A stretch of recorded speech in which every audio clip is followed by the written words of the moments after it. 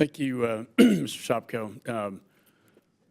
From what I understand, it's not surprising that Taliban is diverting funding from the United States into their own coffers, including aid to terrorist organizations.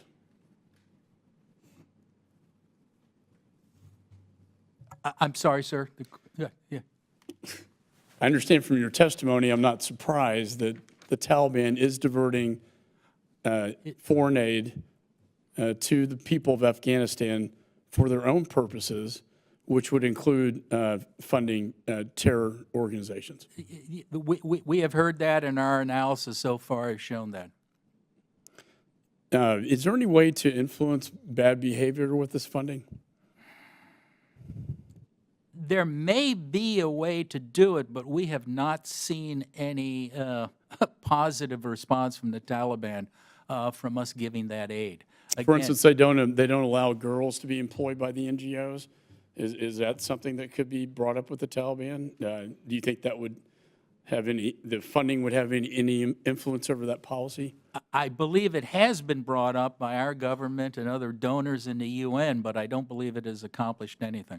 Or perhaps releasing, Mr. Corbett, we just heard from his wife, releasing him from prison. Do you think that they would have any pressure or leverage to release him? I cannot speak to that. I have not been involved in negotiations for any of the hostages' removal. I have not been involved in negotiations at all with the Taliban, so I can't tell you for sure. But all I can tell you is we have not seen any improvement on the way they treat women, on the way they treat former Afghan soldiers and officials. There's been a number of killings of that, and I think this committee may be hearing from General Sami Sadat later this afternoon, or at least one of the subcommittees. Yeah. And I think I met him, and I've talked to him numerous times. He'll document the number of people, number of former soldiers and government officials who have been brutally slaughtered by the Taliban. So I don't think giving the aid has affected the Taliban at all.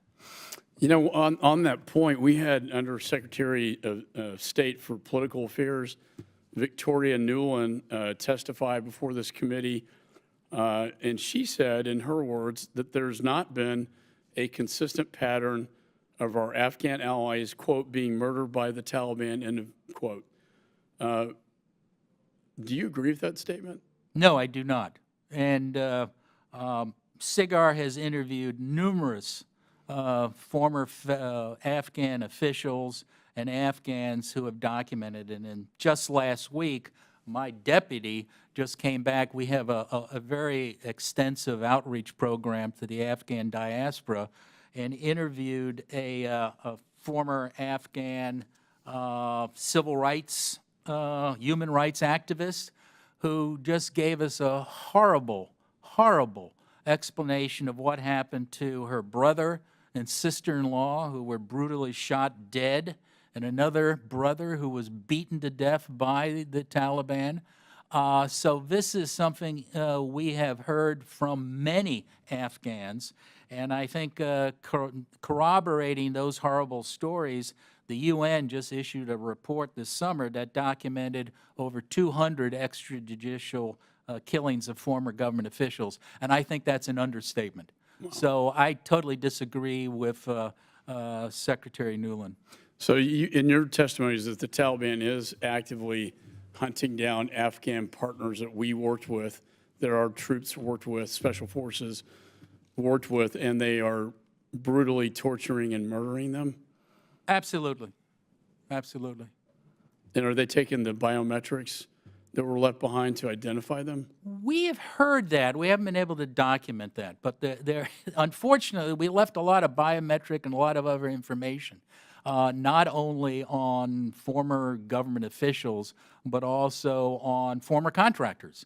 So the question about do the Taliban know who our former contractors were?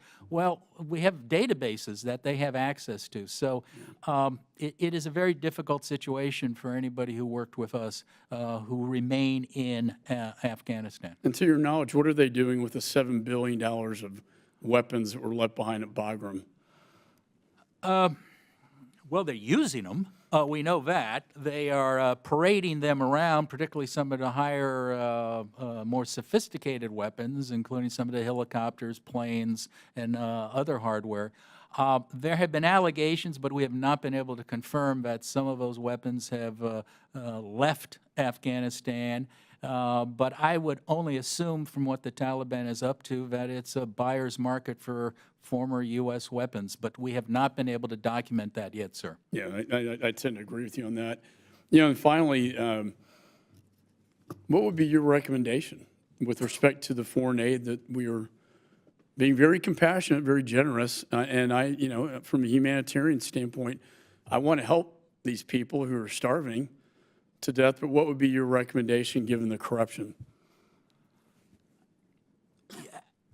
It's an awkward situation. I'm an inspector general. We don't do policy. Right. I mean, what I'm saying is if we don't give assistance, I think the humanitarian disaster that I think Mr. Meeks and yourself referred to will happen. I mean, people will just be starving and dying on the street. Yeah. Whatever control or influence we have, which I think is minimal, will disappear if you cut that. But if you are sending the money, what we're saying is let's learn from experiences around the world how to do this when we're doing this in other countries where we don't recognize the host government or we don't want to deal with the host government. So what we're saying is, and these are the reports that we're preparing for you, sir, and the committee, are looking at best practices, and I think you have to include that. So if you're going to give aid, do it smarter. Because we have very little oversight and very little control in the country right now. So that's what we're urging. That's very good advice, sir. We have